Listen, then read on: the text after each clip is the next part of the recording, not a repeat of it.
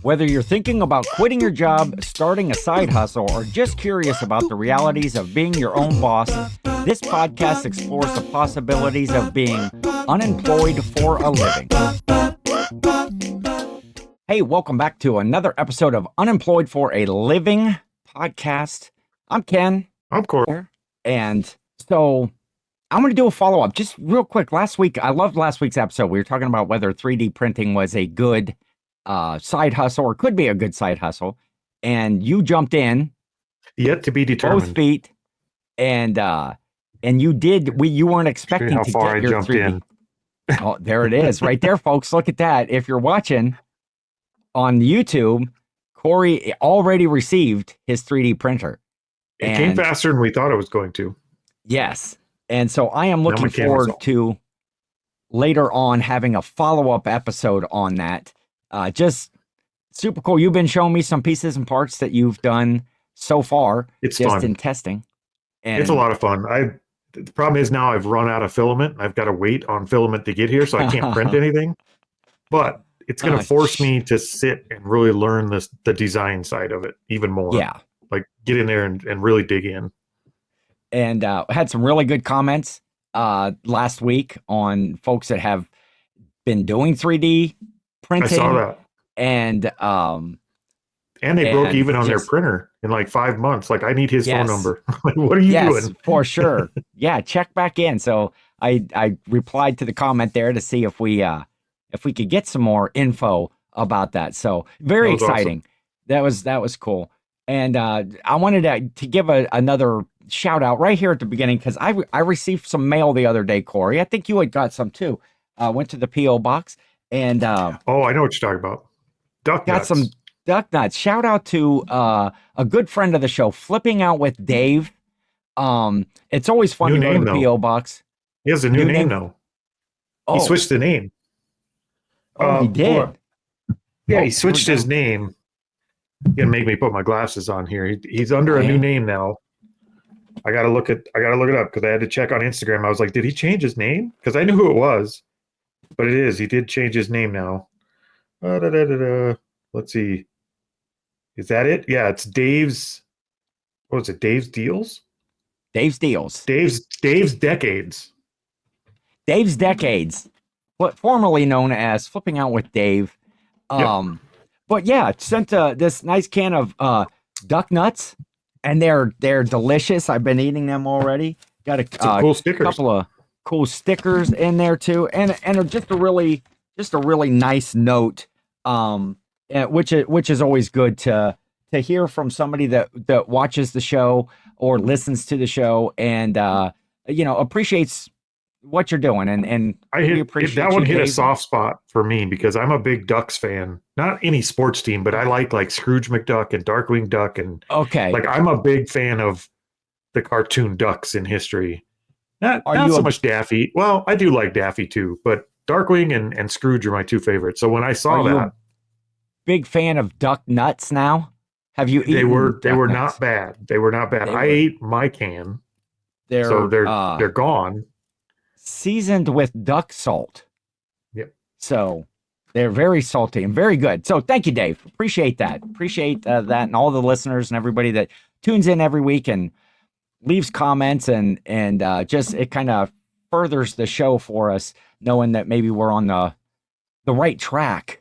And it was like 30 minutes of entertainment with the package when it came, and I opened it because I got to mess with Teresa, and there was like 30 minutes straight of D's nuts jokes. And that was a good time. Like, we got a lot of value out of that. Because today we're talking about a topic. We'll get into this that I am one of the least political guys out there. I don't follow politics. I don't get into, I look at things that affect kind of like my everyday immediate life. And there's just a lot of talk out there today with the economy. We're not going political parties. We're not talking about people, but with, inflation and higher prices and tariffs and all of these things going on, Cory and I were discussing about how that affects like it's very side relevant. hustles. Is there side hustles or going into business for yourself? Is now a good time to do that with the uncertainty of the economy? It fluctuates, up, and the economy always fluctuates, but not in big, huge swings like it has recently. Well, we just did 2 episodes on this kind of a similar topic. Like, how is it affecting the specific side hustle we're in on the Grams and Pops channel?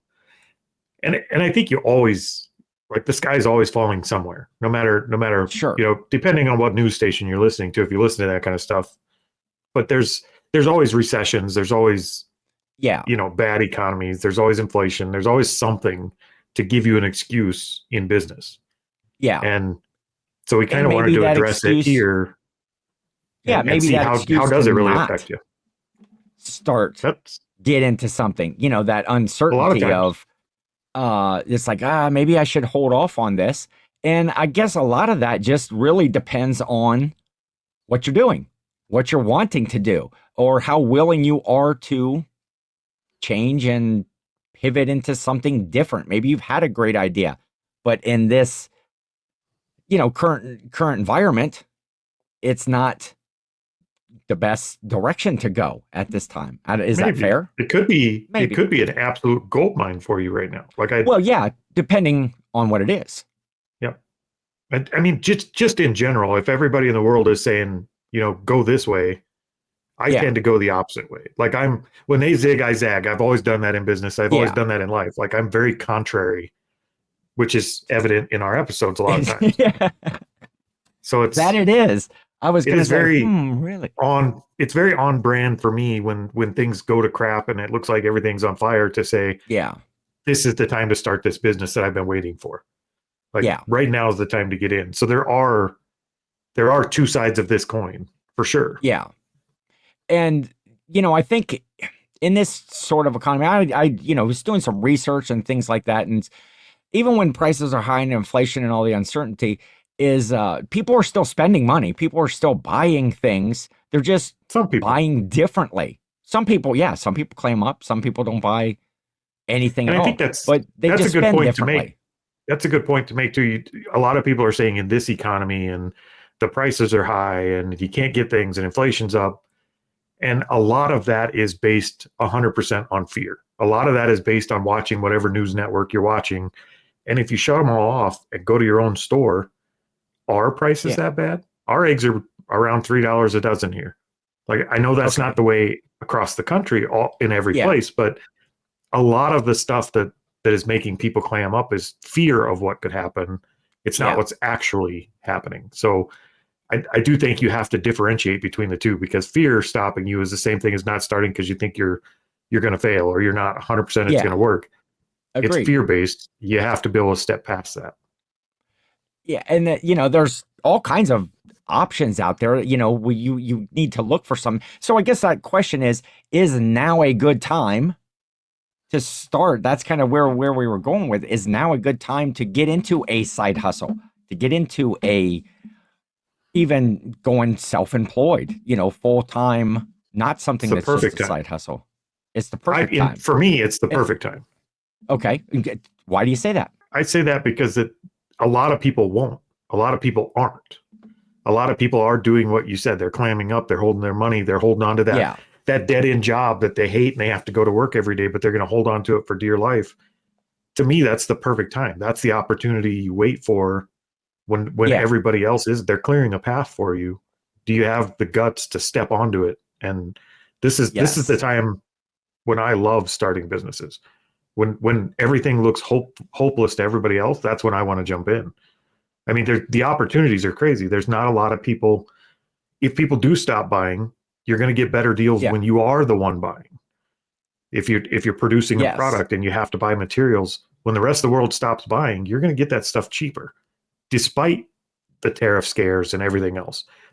When they do sell to somebody that's willing to buy, you can negotiate better deals. Like, there's a million reasons why a bad economy is the perfect time to start a business. Not every business, but exactly a lot of businesses. And that's, I was looking at some of the stuff, and like one of the topics that we had talked about earlier, what in a few episodes ago, is like the window screen repair. In these times, people may not want to look towards buying something new. They want to repair something. They want to fix something. They want to, they might climb up and say these window screens can maybe make it another year. They might not do it at all. But if they needed to do it, rather than going out and buying an all new one, one that they either did themselves, or let's say you were going to get into that sort of business. Again, those sorts of service businesses that help do fix something or repair something or do something where somebody doesn't want to go out and buy it. I think there's a good direction to look. I don't have another good example other than that, what we talked about, getting something fixed rather than buying new. But I know we kind of touched on it a little bit when we talked on the phone, and the screen repair business may or may not suffer with a bad economy. People may say, okay, I don't necessarily have to replace these screens this year. I'll let them go another year because I'm trying to hold on to my money. The same could be said of, we need new windows in the house, but we're not going to do it because we don't have the money. They will pay you to come out and seal up those windows or maintain those windows. Maybe not replace screens, but silicone the windows. Things like that to keep them from having to make the bigger purchase, they may be willing to do. So if you're willing to tweak that business model a little bit, I think you can open up new opportunities that weren't there in an economy that would let somebody just say, you know what, put 5 new windows in. Exactly. Yeah. And that's something we talked about, is that willingness to pivot. Some people, plant their feet in the ground so hard during these times and go, oh, the economy, I sell this product or I do this and the economy's ruined now because they don't sell. Well, there's got to be some avenue or some direction or some way that you can go with it to take advantage of that economy or whatever situation. Yes, for sure. Yeah. And I think that's true I think that's true in just about every business and just about every situation. It doesn't have to be a bad economy. It could be all of a sudden the product that you're in was a fad and it goes away. It could be as simple as that. Yeah. And if you're standing your ground and saying, well, this is what I do, this is my business, I'm not going to change, it's just going to go out of business, then it will go out of business. But if you're willing to look at what that opportunity, maybe that fad ends, but now you're tooled up and you have the manufacturing capability to produce something else for the next new fad, then pivot your business. The people willing to adjust, willing to do an about face and do something different, they're the ones that are going to thrive because they're looking for opportunity. I mean, you have to be willing to roll with the punches a little bit. Agreed. 100%. If you're already doing something and you're able to look a different direction, but I keep coming back to that right now. What kind of a business, what sort of side hustle would I start in this when people are uncertain, when people are unsure about what's going to go on, when I might be unsure, like, oh, I probably shouldn't get into this right now because I'm trying to think of, good directions. Well, I know where I would, I think I know what I would do. Go. I would stop looking at how I can serve the customers I have, and I would start thinking about what customers actually have money in a bad economy. There's always a class of people that have expendable income. I don't care what the economy is, the dirty 30s, you can go to any recession in history. There's always a class of people with expendable income that are spending it. Find out what class that is and find out what they're spending money on and start a business to serve the people that have the money and quit trying to sell to people that don't have the money. And I've gotten kickback on saying that before, and it's because, well, we want to help the poor too. Well, fine. Start a business that makes you a ton of money serving the people with money and start a charity. If you're going to do a business, you're in it to make money, not to help poor people. That's two different causes, both equally good. But you can't squeeze blood from a stone. You just can't. You can't sell something to somebody with no money. So what are some good sources when you say, go out there and find out those groups of people, those that are buying and what they're buying? What are good? I'm asking, I guess, the question: what are good sources or resources to find those? I know somebody right now who's taking a Bobcat and tearing up 3 acres of their backyard to create an RC car track. It's my daughter's boyfriend his family. Okay. Do you think they don't have expendable income to do that?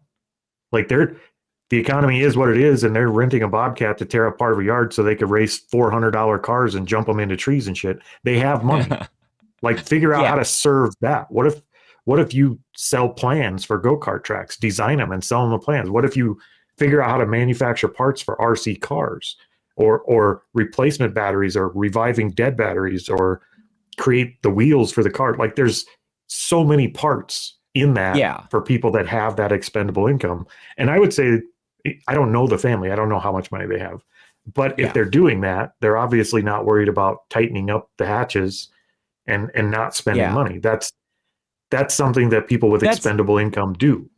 That's a pretty specific thing. I thought you were asking specific. Well, no, I guess I was asking more of, where would one go out to find, like, how would you do that research of what people are spending, what classes of people, what is it? Here's a great tip. Googling something? You're just kind of. Look. Here's a really good tip that anybody can use. You can do it in ChatGPT, or you can go to Wikipedia, depending on how old school you are. Either go to Wikipedia and look up, or ask ChatGPT to give you a huge list of hobbies. Just hobbies. Just ask it. Wikipedia has a list of hobbies that's like 700 hobbies on that list. Pick one of them. Doesn't matter which one. At random. Just go down the line and stop your finger and pick one. There's a rich person in every one of those hobbies. Now find out what the expensive things in that hobby are. Figure out how to get into that business. Figure out how to solve a problem they have in that hobby. Literally, if you have a list of hobbies, there's a person with expendable income in every hobby. And it doesn't matter what the hobby is. Yeah, there is a person that has that hobby. I was saying, in these times, a lot of those little niche markets like that, or, if you can be creative and you can create something unique that goes along with any of those on that list, you're going to hopefully still be able to sell that if that particular hobby is still thriving. Or I assume you're going to search on what the top hobbies, the top fads, the top well, if you go to your hobbies, that money is being spent on right now. I don't even think I would go to that. I would go to hobbies. I would pick a hobby and then go to Google Trends. Just go to Google and look up Google Trends and put that hobby into Google Trends. And you can see how many people are searching for things that have to do with that hobby. And you can see if it's seasonal. You can see the dips and peaks of when maybe it's paddleboarding, probably pretty seasonal. You know, you can see the dips and trends, and you can see the search volume for that particular hobby. So you'll know if it's a popular hobby or not. And then just go look for a problem. People go to Reddit, go to forums, go to Facebook groups for that hobby and see what people complain about. I don't know. I do professional kite fighting, but my string's always getting cut. How can you solve that problem? Like, you pick one. Yeah. Well, yeah, that's good. I guess, that's a good way to research and find something. I guess designing new kite string and stuff isn't your average person's, that say the average person is going to listen to this, maybe that they're going to be able to get into. But I like the thought process. I don't think that's necessarily true, though. Okay. I don't think that's true. I think a lot of people underestimate their ability. They see something like, well, I can't figure out how to manufacture carbon fiber nylon string for a kite. Well, yes, you can. You have the world's information at your fingertips. Yes, you can. Yeah, you could for sure. And I guess if it seemed to be a lucrative enough opportunity. And just to be clear, I'm not talking about starting the next multi-million-dollar business. We're talking about a side hustle, something you could do to bring in money and possibly scale it into a livable business, and maybe beyond that. But to make money, it's never been easier. Even in the worst economy, it's never been easier.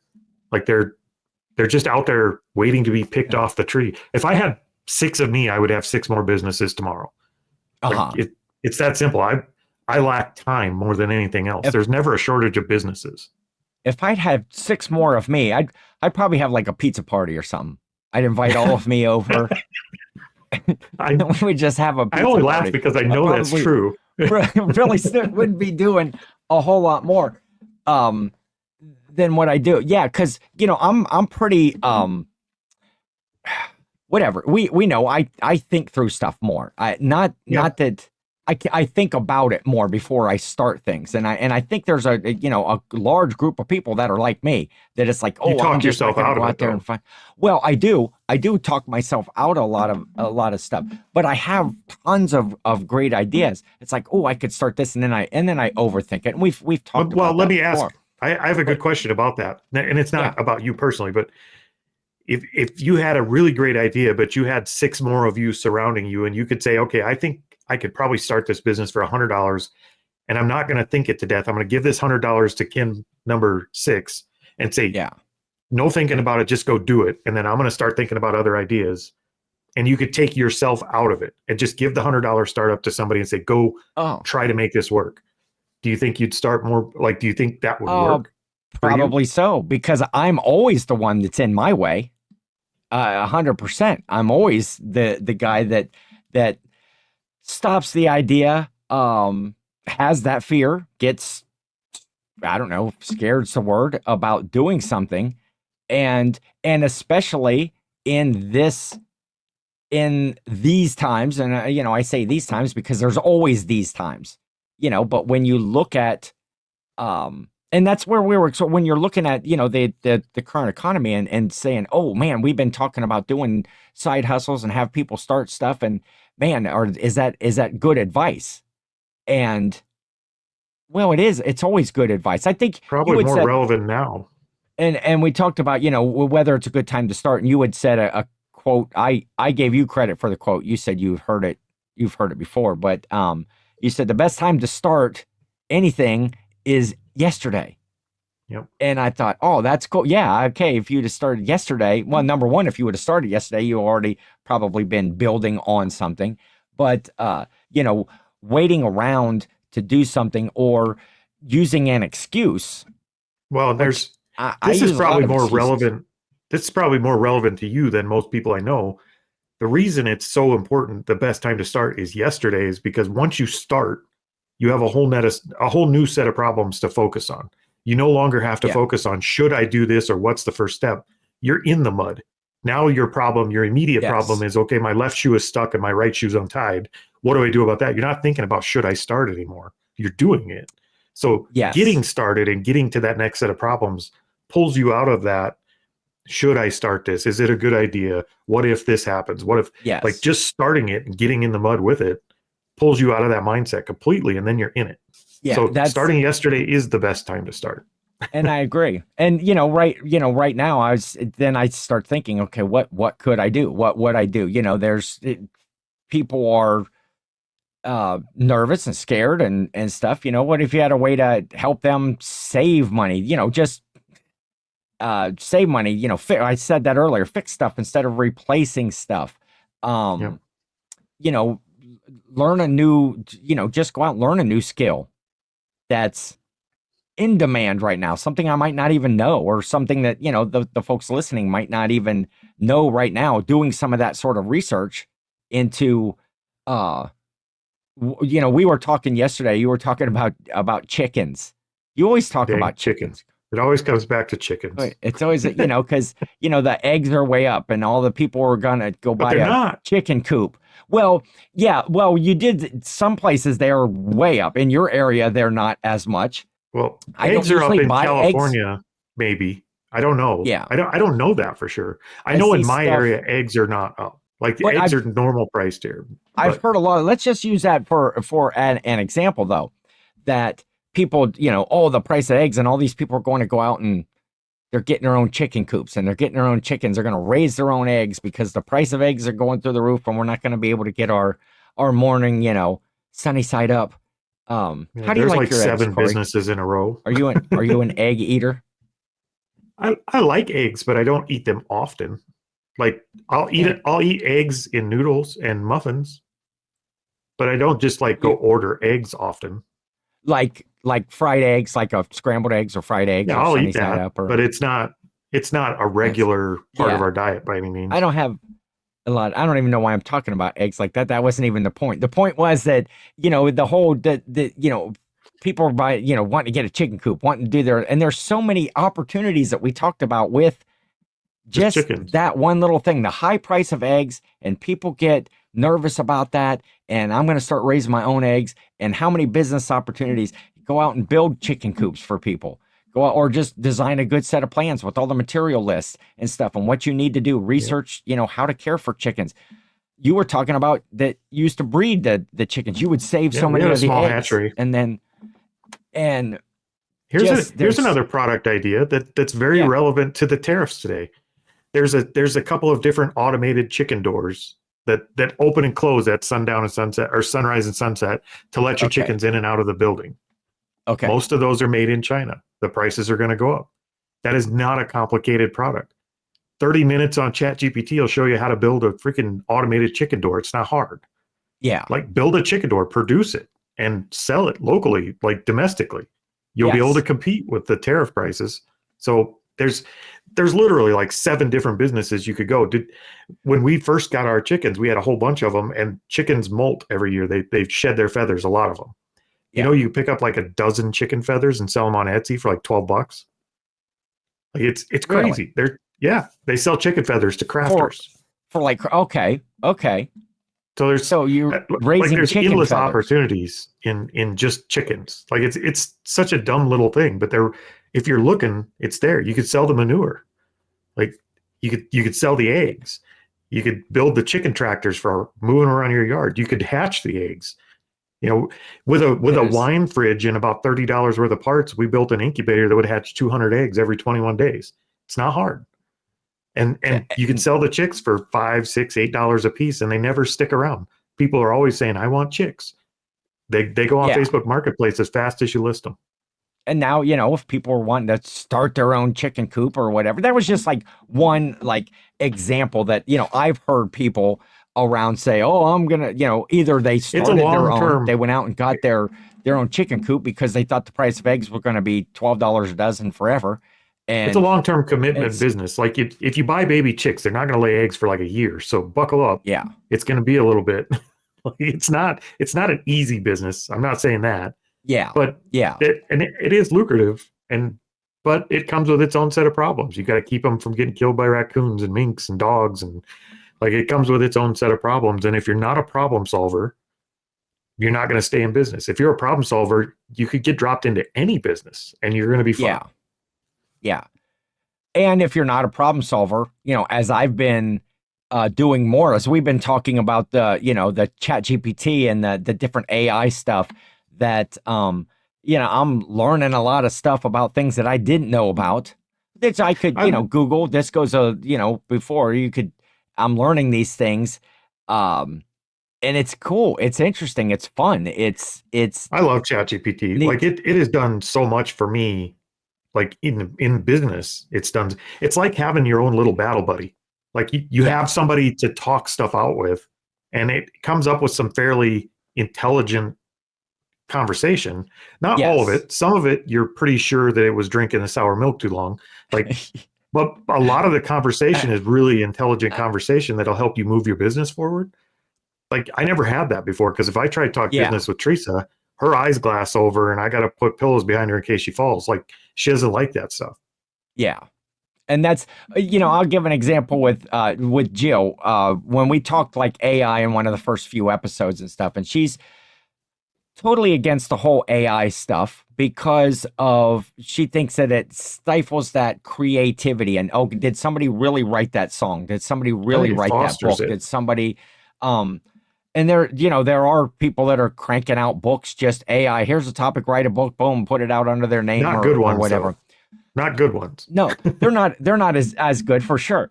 But here recently in her business, the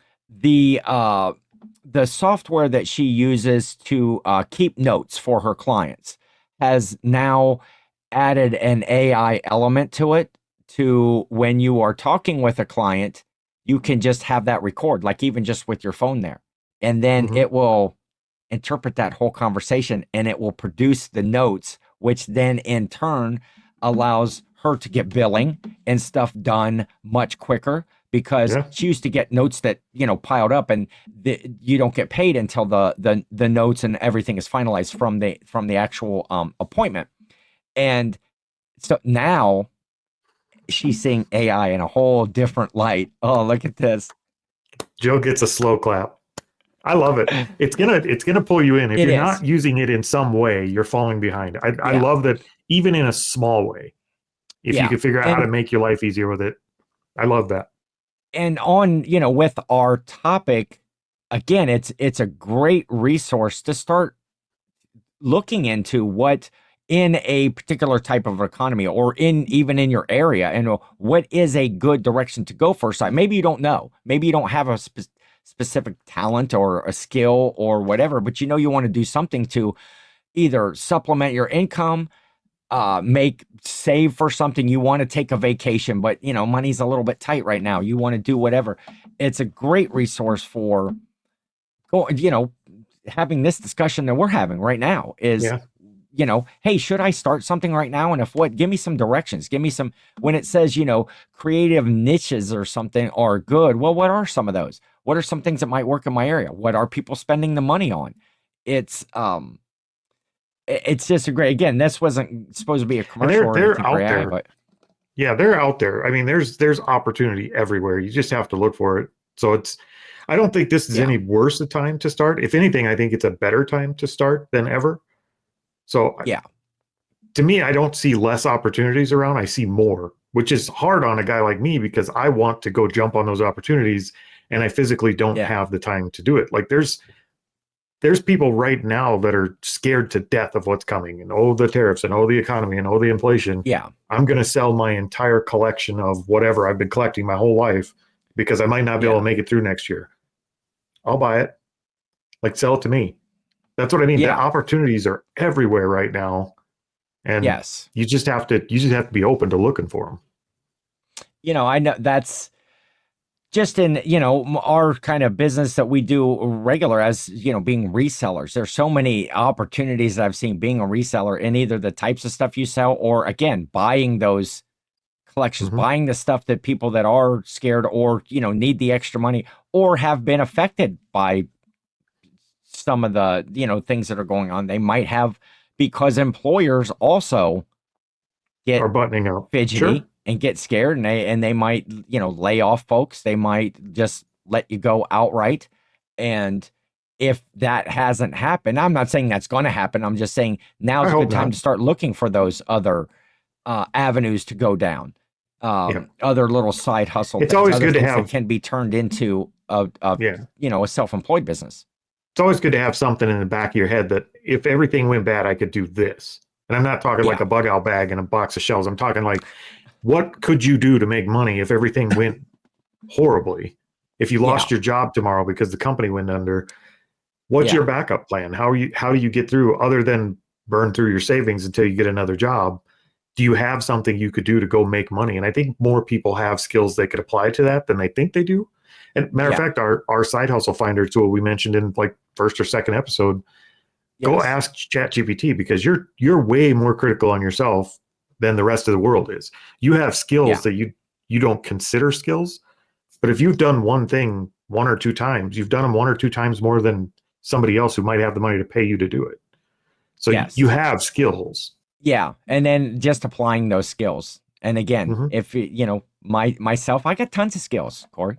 I know you do. I don't apply them. Chief among them, I think you're a creative.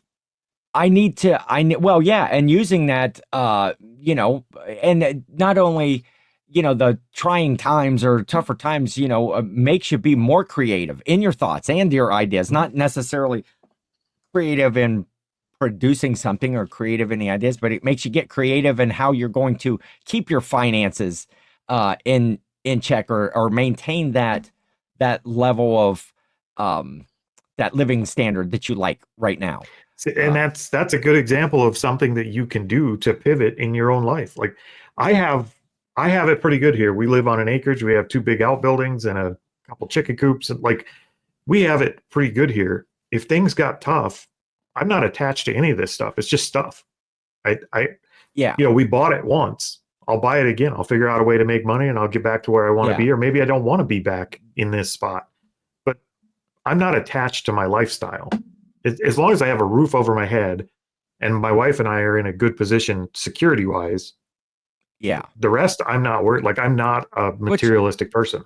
And I think I don't know. To me, I think you're in the minority with that. I think there's a lot of people allows me to that pivot want that on a lot of security things of their house, which is true. I guess that mindset of what it's just stuff, even though your stuff is your house and your vehicle where you're living, whatever. I think that would make me nervous. I want to keep what I got right now, and I want to maintain. I don't mind. It took me 30 years to get here. Yeah, but I don't. We're not attached to it. Like, honestly, if this all went away tomorrow, it's okay, I can't afford the mortgage, I got to go somewhere else, or I can't afford the taxes on the property, we gotta downsize. Yeah. To me, yeah, it sucks, and we got to go back to where we were 25 years ago, like living standard wise. But I would live closer to my grandkids. I would just move and buy a small house close to my grandkids. There's a silver lining in it, and I could run a business out of that too. It doesn't. True. I'm not attached to the material things. Not as long as I have the material things I need to start and run a business, which is a cell phone, a computer, and me, I'm good. Okay. I was going to say, what if I came in tomorrow and took that 3D printer away that you just got? I could scoop dog poop for 1 week and rebuy that printer. Well, this is true. I see. That's the way that you think. And there would be a long legal battle over me shooting and burying people on my property, but that's that's secondary. I don't think you're allowed to say that, Cory. I like my printer. Leave my printer out of it. Yeah, I guess overall here we're not really given a lot of points or saying, hey, this is a good business to do. This is a good direction to go right now, because I think that all depends on the person. Well, in the area you're in, what skills and what area, where you live, or where you, what. Well, service businesses, service businesses are always going to be in demand. Yeah, and I think you mentioned that things that anything you could do, air conditioner repair. There's a lot of states you don't even have to be licensed to do AC repair. There's handyman services. There's the dog poop scoop business. Rich people are not going to quit having their yard scooped. I'm sorry. It's good economy, bad economy. They're not scooping it, and they're not going to walk through it. It's always going to be a good business. So cleaning out garbage cans, you just have to find the right customers more than the business I do. Like, if I had to pivot into a service business, I think I could do that very quickly in one of 1,000 ways. And as long as you're able-bodied and able to do that service, even if it was at a computer service, freelancing, voiceover work, content creation, creating images with AI, and you're not even doing the work. You're just saying, okay, this is what he wants. AI, give me an image. Like, that's all out there. Yeah, there's all of that sort of stuff kind of thrives in these times and these economies. We were talking about that the other day. We might have to do a deep dive on. I was interested when you said about how people pay people to take their garbage out. I can't believe they do, but they do. Come up and get their cans, take them out to the road, and the next day after the garbage man comes, they maybe rinse them out, clean them out a little bit, put them back where they're supposed to be, and that's like a service that people pay for. Much again, I know around our area, I'm sure it's the way everybody, the garbage men go to different neighborhoods every day of the week. You could be busy every day of the week. And it's easy to see why that's a business. And it's probably not a business in a lot of the countries, but in this country, it's very easy to see why that's a business.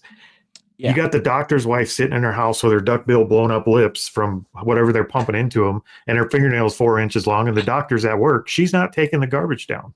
Yeah. She's paying somebody to do that.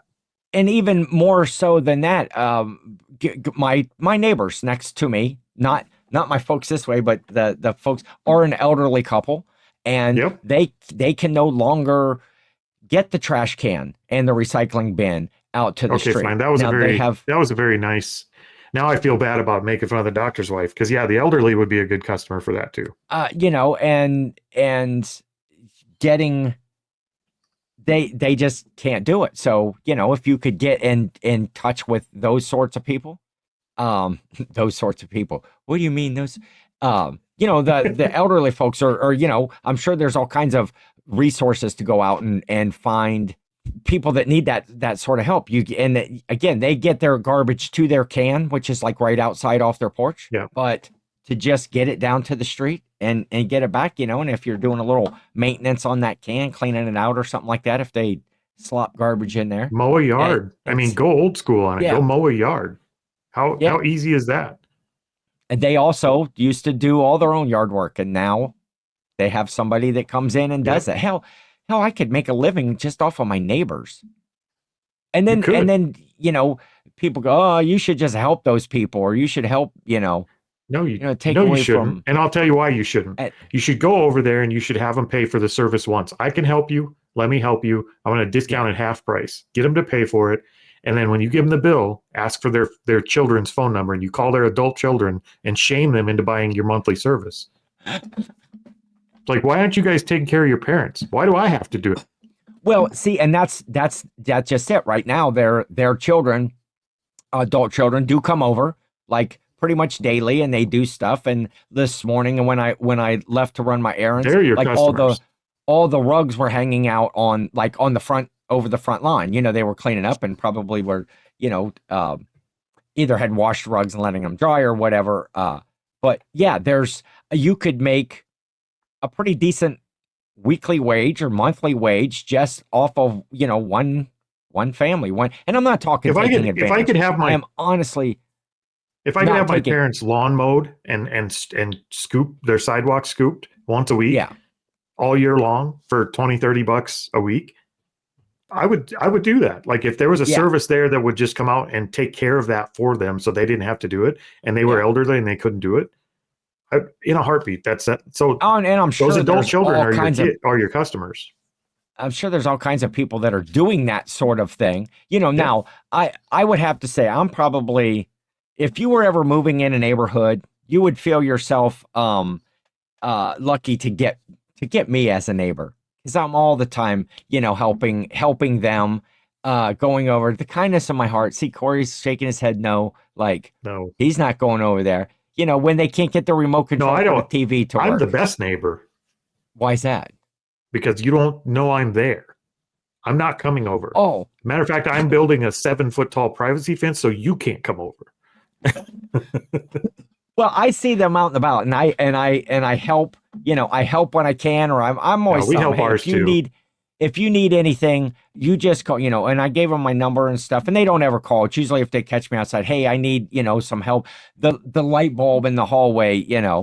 Nobody's coming over, and it's out. We help ours out too. Front porch light, but that sort of thing. And I'm not talking taking an advantage of a situation. Saying that's a great job right there. If you have somebody, and again, talking to the grown children of an elderly, because people want to stay in their home. They don't want to go someplace else or whatever. And they're, super, super nice people, and just getting a little older and can't do some of these things. And, no, that's it. We help ours out too. During the winter, if they get snowed in, I take the tractor over and we open their driveway up and stuff. And then the only time they ever call us is when they all summer long. Do you guys need tomatoes? Do you guys need cucumbers? Because they garden in the back. Okay. So it's always calling us. Do you guys want something, or fresh honey? Because they have beehives. But we go over there during the wintertime and stuff. We scoop them out. We help them.